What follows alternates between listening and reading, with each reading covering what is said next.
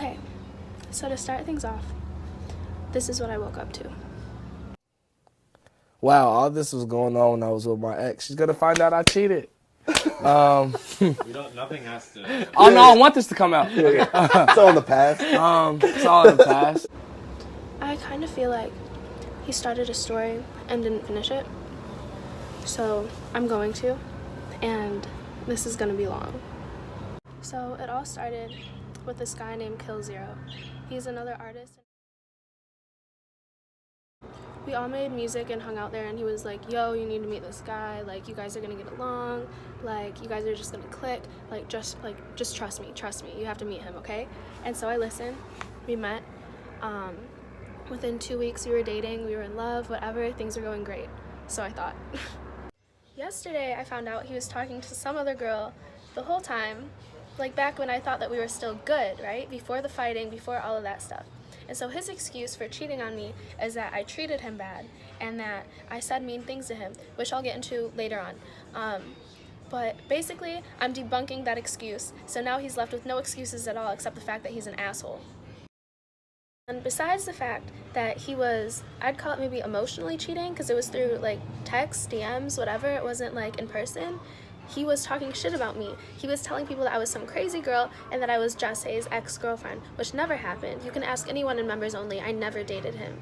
Problems really started when the label wanted to name his album Fuck You Bella, and that's his ex-girlfriend, the one that the Lucid Dream song is about. Like, that song was written back when he was a senior in high school. And so, I asked him about her. I was like, who is this girl? Like, what happened? I want to know the backstory. I was curious. He told me she's some 17-year-old girl that they dated for a couple years, and I understood. I was like, okay, I've had a couple relationships that were over a year long. Like, shit hurts, I get it. So me and her followed each other on Twitter. Then she messaged me, and Jared told me that she started these rumors that he raped her. So I asked her, because she was trying to get in contact with him, and I was like, why are you trying to get in contact with somebody that you said raped you? And then this is what she sent me.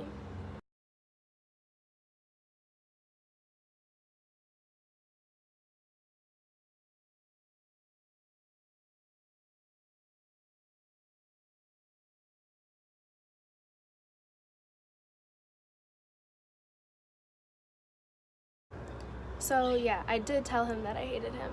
I told him that I thought he was a bad person, because I don't stand behind these 18, 19, 20-year-old men fucking on 13, 14, and 15-year-old girls. That's crazy. Like, there's such a big, difference, in your head with maturity, with your innocence level, with things that you're exposed to. And, in my opinion, that's just really fucked up, and I don't stand behind that at all. I was already dating him at this point. We were months into a relationship, and I was freaking out because I was like, okay, do I not even know my boyfriend? Who is this guy? Do I not know you at all? Because he was lying. He tried to tell me that she was lying, but I was like, bro, no, because I went through her Twitter, I went through her pictures, I started, girl mode, I started stalking shit, and I seen pictures of them together. They were still there, they're still on her Twitter.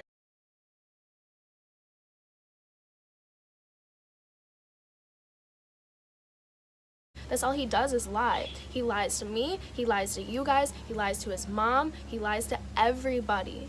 He was crying, he was bawling his eyes out, he was throwing up, he begged me to learn to forgive him.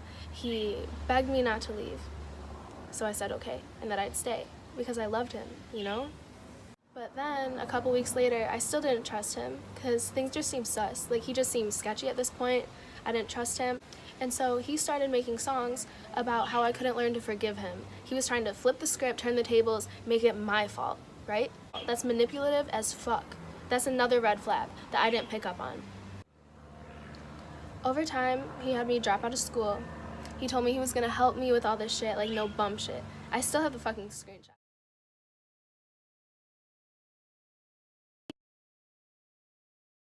He was very controlling. He wanted me there with him constantly.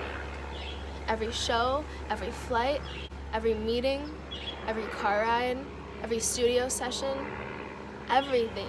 Over time, he also had me give up my apartment because he said we were gonna get a house together. We didn't. That was another lie. We were literally homeless, living out of a suitcase for 6 months, and that was terrible because I needed an address. I have BPD. I have borderline personality disorder.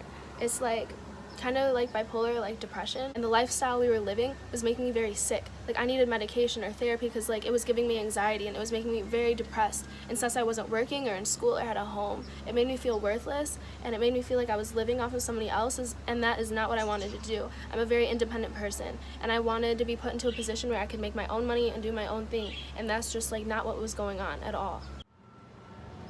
After a while, I started to not really care because he started giving me these drugs that I never did before that I ended up addicted to. And so I was just high, you know, all the time, not really giving a fuck, just kind of like floating along.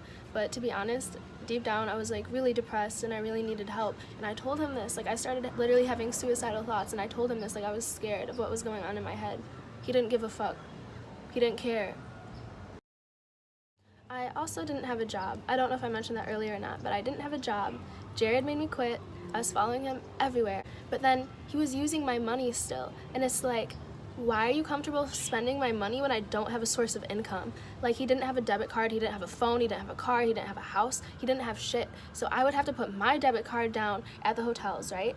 And then I would check my card, and all of a sudden it'd be -500, -500, -500, -500. And there were smoking fees from the hotel. I told him, I sent him screenshots, I told Bibby, I told these people, and they didn't do anything. He still has not paid me back to this day. In a total, he owes me probably about $10,000.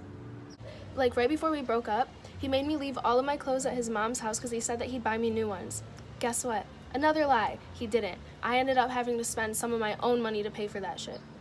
Like, I wasn't even using him for money. I was very comfortable bringing a suitcase to LA and having my own clothes here. But he was like, no, don't bring a suitcase. Like, I'll buy this shit for you. Like, don't bring it. Like, that way we can get through the airport faster, whatever. So, and I didn't want to argue. So I was like, okay, whatever. Like, I'll leave it. Cool. At this point, we were already fighting all the time. Shit was bad. But then guess what? It got worse. We started getting physical with each other. And it was both ways, I admit it, and it opened up the door to something that could have potentially been very scary. I would like to make it clear right now that he never beat me, he never put a fist to my body, but he has definitely picked me off the ground, slamming me into the wall and squeezing me so tight that I had bruises all over my arms, little fingerprints. He's shoved me into a bathtub where I hit my head on the wall. When we were fighting on the tour bus, it was to the point that his friends had to pull him off of me, and I ended up with a bruise and cuts on my leg that were so bad that I had a scar on my leg for months. That bruise was there, honestly, for probably 4 weeks. I remember at the VMAs, his manager came up to me and he was like, what happened to you? And I was like, fuck, I didn't even notice. I was so used to it at this point. So I put makeup all over it. Honestly, I shouldn't have even gone. Fast forward to when we actually broke up. I broke up with him twice. The last time I did, he ran out and got a tattoo for me on his neck. I'm pretty sure there's a video of it. He was with Trippy in the studio, it might be on YouTube or something.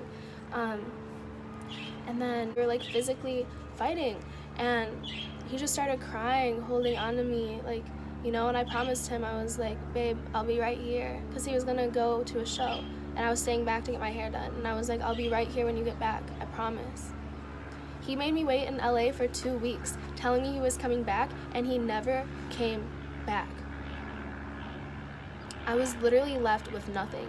I was jobless, I was homeless, I had no clothes, I had no money, I had nothing.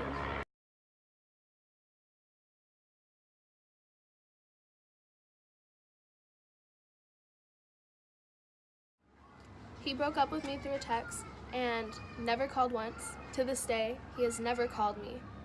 Ever. All of this happened 3 months ago, and that's the thing. I do not want to make this video.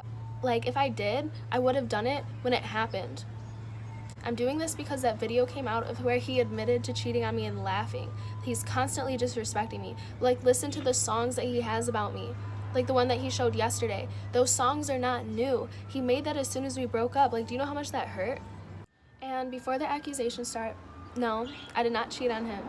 And no, this is not a clout thing. This is my real life, and there is actual proof, provided in this video. Something that's kind of important that I need you guys to understand is that I was with him before the fame, before he was signed, before the money, before he lived in LA. I was with him before all of that. I loved him for him, and honestly, shit was just toxic, shit was ugly. I still care about him, what? And why? Why should I? Why do I? I don't know. Like, he's literally, like, publicly making fun of cheating on me. But, I don't know. I, like, literally had to make this video today instead of yesterday because yesterday my eyes were so puffy from crying all day. The end.